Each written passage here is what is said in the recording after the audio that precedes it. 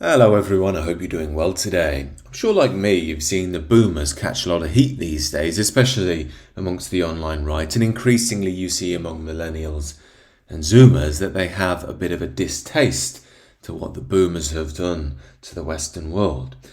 Now, to be clear, I do understand the criticisms people are making, and I will lay out what they are. But sometimes I think, is it getting a bit nasty, a bit OTT? I'm very eager to stress on the channel. I think it's important to check one's motives when you're critiquing something, because sometimes it can be a vector for your own poison to come out. Of course, I say this from personal experience. It's why I believe quite deeply in the inner spiritual traditions and trying to garden out some of those weeds so you can be a lot more secure in what you're thinking and saying. I know a lot of people aren't interested in that, but that's why I created the second channel for those who are. I think if you want to be on solid foundations, you've got to see that nothing is driving you that comes from a dark energy.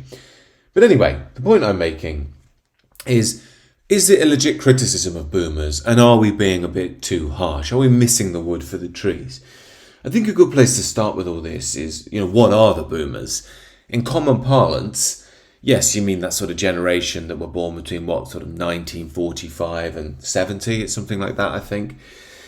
But I think in common parlance, that does stretch into Gen X a little bit, some of the older Gen Xers. And it should be said as well that not all boomers are at fault for the liberal world that we now experience. Many boomers were warning about it and were looking aghast at where the West was headed, to be fair to them. So when I say boomers, I don't mean all of them. It's more of a generic cultural shift that we've seen in the Western world and the zeitgeist of that time, which arguably is still dominant even today and became the precursor for what is essentially now globalism. So, of course, what is the complaint about boomers that you see? Well, it's something like they were born the post-war generation, and they split from the tradition of their parents, which would be the millennials' grandparents, struggling to get on my words today. But the point here is they were the first generation who really tried to do things their own way, to break away from that very solid backbone that had been there arguably for generations. Now, there are many people who will make different arguments about that. No, they'll say we split with the French Revolution, or even before that with someone like Descartes saying, I think, therefore I am, the move into the mind and intellectualism. But that's getting a bit philosophically heavy. For the point of this video, let's just say the boomer generation, the 60s generation, moved away, if you like, from ideas of moral structure, order, family, unity, all these sorts of things, to embrace, quote, free love, which really is the marketing word for licentiousness. Do what you want. I believe Peter Hitchens has a nice phrase for it, which is selfism. And I think there's something to that. However, it's hard to deny that there is an excitement to the 60s. I'm sure we all like to look back and listen to the great music that was produced then, the excitement of the era. But you could argue in many ways that the 60s is still unfolding. It's never stopped. I think it's why a lot of the music that we can listen to from the 60s still sounds very contemporary now, in both its social opinions and also in the new ground that it's treading musically. And again, it's because we're still in that zeitgeist. Dylan, for instance, how many roads must a man walk down? This is still, it speaks very strongly to some of the social justice ideals of the day. Now, I'm a big Dylan fan, but I have to look back and be like, yeah, I can see how that led to the woke thing down the road. So the point is that the boomers moved us away from tradition, which, if you like, is order. Now, I'm not saying that order wasn't too constraining and there wasn't reasons for why they moved away, but human beings tend to struggle with balance. That's why I like the tradition. Without the tradition, you tend to go into the dialectic, which is, the thesis, antithesis, synthesis model. And of course, this is the 60s, the sort of austere war generation, stiff upper lip, and then the rebellious, long-haired, teenagers who wear pink and want to embrace free love and so on. So this is the first point to make. There's an excessive radicalism which broke away what you could call something like universal balance, the yin and yang, the Tao, as C.S. Lewis likes to refer to it.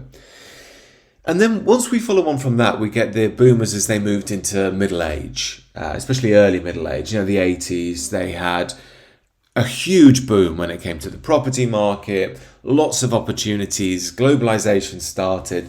So really, if you were a working class guy who was born a boomer, you had massive opportunities. Now, I don't want to demean the hard work that the boomers put in, and they did. One credit to give to them is that they did work really hard, and they had those solid values around work, which I think were probably implemented by their parents. But anyway, they did work hard and they could better themselves.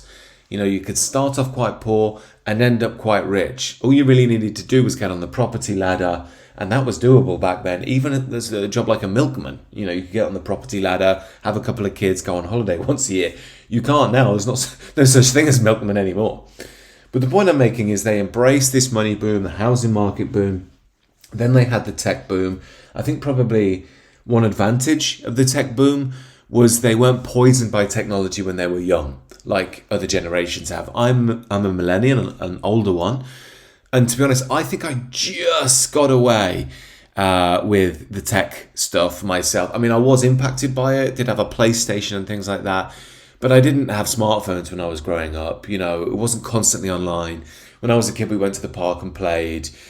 You just didn't know, pardon me, about half of the things that the kids know about today. They've got a computer in their pocket that can show them the world and all of the brutality therein in a second. But of course, the boomers could really utilize that technology in the right way without being corrupted by it. But perhaps more importantly than anything else, what the boomers had, and what I don't think they realize, or maybe they're starting to realize is they had a country that had a cohesive, homogeneous country that was united. And I've said on the channel before, you can tell how united it was, because take the big battle between left and right of the 80s. Symbolised by Thatcher on the one side and sort of an Arthur Scargill socialist trade unionist on the other. Now, they had wildly different conceptions of what Britain was, wildly different conceptions of what was right for the country. But they were both British, and they both valued Britain. They both knew what a man was. They both knew what a woman was. They didn't know anything about this trans madness. They didn't know anything about mass immigration, diversity, equity, and inclusion. This just wasn't in their consciousness at all. So what I'm saying is, there were big disagreements, but there was an underlying structure to who we were as a people that was implicit. You didn't have to talk about British values and identity because these things were implicit. We were the Brits, so you didn't have to talk about them. And I think this is why many millennials, bit of Gen X, and certainly Gen Z, look at the boomers and it's like we're speaking a different language. And I can respect the boomers when they tell the younger generation, look, pull your socks up, work hard, that's what I did. I started with nothing. I got my council house, I worked even harder, built my business, sold it for 2 million, got myself a decent house, and I've just been working ever since. Why can't you do what I did? And there's nothing wrong with their discipline and promotion of hard work. They're, of course, admirable traits, arguably going back to the sort of Protestant model of the Anglos. But the point is, they're not recognising the world that we're now living in. The world that we're now living in, you can pull your socks up all you like and you're still not going to get anywhere. If you've got an average job, you're not going on holiday once a year, you're not going to afford a house. And to be blunt, you're going to be competing with Ahmed and Leroy from Jamaica and whoever else from Timbuktu, as well as the Eastern Europeans. And on it goes with these people that you're competing with for a simple job. And the only answer you get from the older generation is pull your socks up, compete with them. While we're seeing our country get turned into, as Keir Starmer would say, an island of strangers. And we're thinking, look, this advice, it's well-meaning, but you're not understanding the difficulties and challenges that young people have. A big one that I'm really passionate about is trying to reawaken that line between the masculine elder figures. So grandfather passes on to father, passes on to son, and he learns the lessons to pass on to his son. That line has largely been destroyed because our culture and tradition has been destroyed. Again, largely because the boomers moved away from it. You could argue the war had a lot to do with that, broke a lot of people and so on. But still, Men don't know what men are anymore. This is why the Andrew Tates are so big and so popular with the young men, because no one has ever showed them, no one's ever bothered to explain to them, what does it mean to be a man? What does it mean to belong to something? What does it mean to have a tribe? They've been told by the boomers to think in material terms. It's just about working, get what you can for yourself, think about you, individualism. It doesn't matter where somebody's from. It's all just about, how cheap the labour is. This is not good for the health of a nation in the long term, the health of a tradition, the health of a people. And of course, this has led to the situation we're in now, the money-centric, highly liberalised culture, where everything gets burnt up, Everything in the country now has a price tag on it. What can it be sold for? Everything that represents tradition is now given to the highest bidder. Whether it's a beautiful country estate sold to a Chinese billionaire or a Saudi oil baron, Whether it's our beautiful Tudor buildings getting retrofitted into a McDonald's store. This is what's happened to the heart of England, and it's the same with our spiritual values.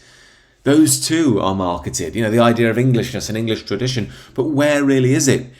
If you try and maintain it in England, you'll be seen as a racist and evil and unwelcome by the liberal system. And what economic value is that anyway? So this is the problem we're in.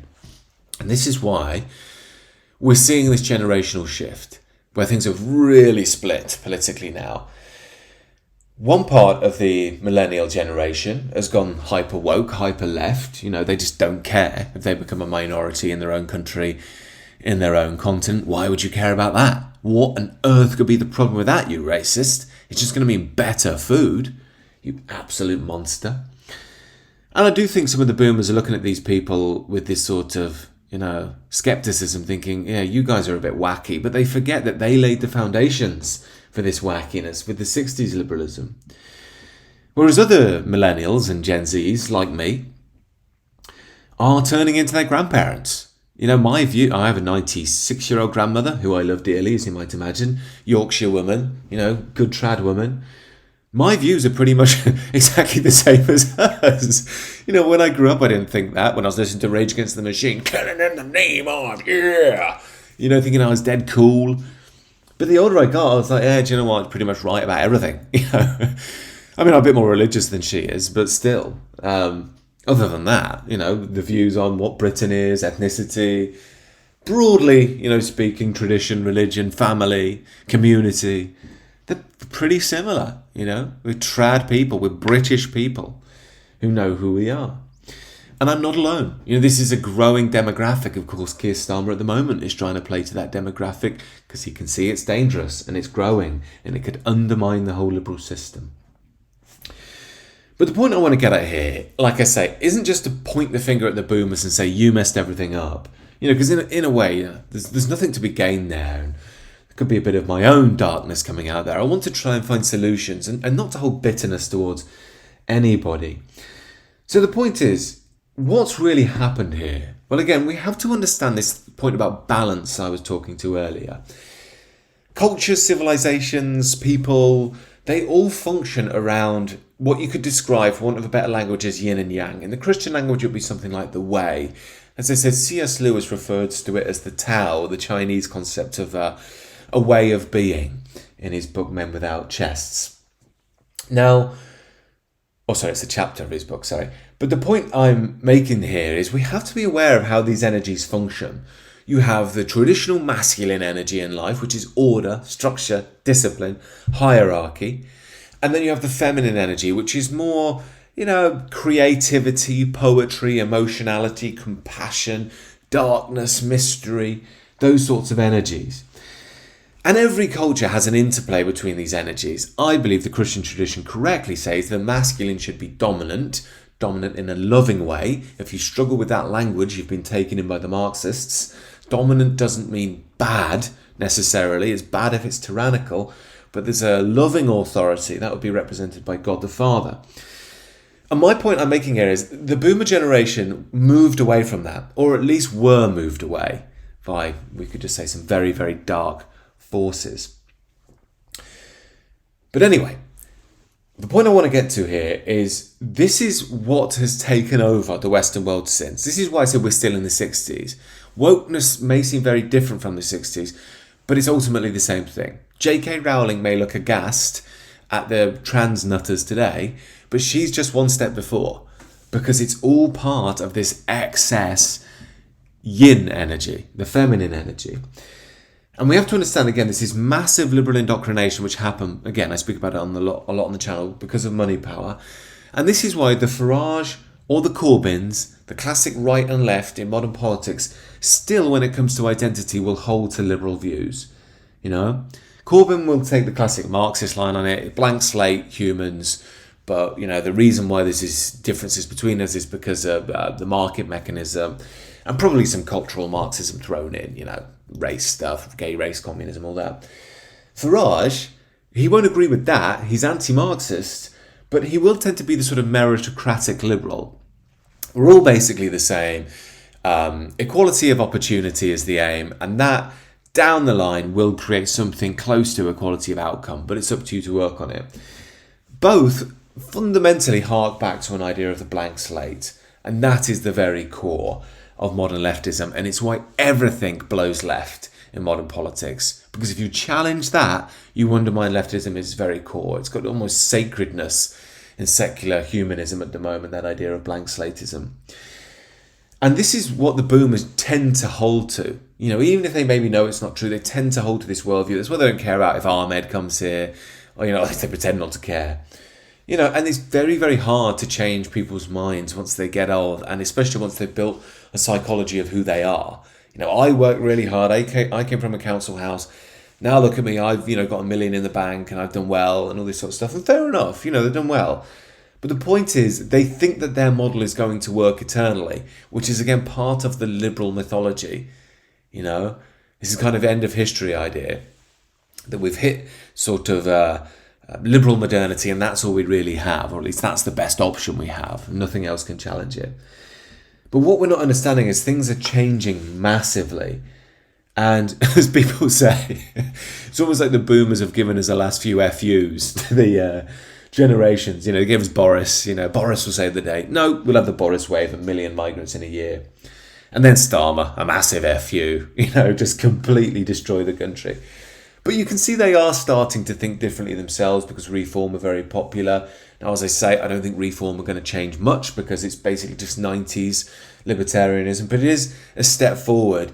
And I don't think many boomers can truly open their eyes to the reality, because they're getting on and they don't want to. But the real reality is Europe is dying. And they might look at GDP to see how Europe's doing, but the reality is the soul of Europe that matters, and that depends on the European people. That's the harsh reality. It's not about hatred, it's just about the reality. So the point I'm trying to make here is, instead of being angry at the boomers, we can look at what they did well, you know, hard work and so on.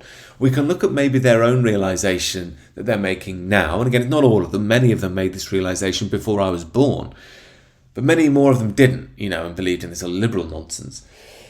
The point is that we have to try and unify as much as we can, because we're in desperate times in the Western world. And these huge splits among the generations and the people of different nations in the West, I don't think is useful at all. The real solution is to recognise the mistake we made here in letting go of our tradition, and especially how it moderates the relationship between the masculine force of order and the feminine force of chaos. If you remove the tradition, you'll split into ideology, as I say, especially ideas like the dialectic, you know, going to one extreme to the other, which is what's happened in the West. We need to bring back the moderating force that lovingly understands both, but charts the winding line between the two to guide us as individuals and us as a culture and a civilization. These things are possible, because we can look back now over the 20th century, realise our mistakes, and approach an ordered world with more of a notion of a loving approach, if you will, a wise approach that can allow us to move into a bit more of the feminine energy where we need to, compassion and so on. Ideas of licentiousness, freedom, all that sort of stuff. But broadly speaking, you need the masculine force to maintain a civilization and a society. So really it all comes back, in my view, to coming back to the father, both literally to our fathers, who are the boomers very often, and making peace with them where we can, not hating, Also with our culture, they're the traditional norms that guide us. The man initiated is supposed to be the representative of the tradition. So once you learn the tradition, you're like a moral barometer in the real world who represents it. It's why you need male elders. It's why I think it's a tragedy we've lost figures such as the schoolmaster, the wise conservative judge. These figures have just been demeaned beyond belief in our present culture, and it's a tragedy. Anyway, the point I'm making is we can't afford to go along splitting, and we have to seek deeper roots and deeper wisdom within us. And this isn't mystical, it's not magical, it's right there. It's in you now. This is the future in my view. I'd like to know your thoughts down below. If you are interested in the more spiritual side, do check out the sister channel. Other than that, enjoy the rest of your day. Take care.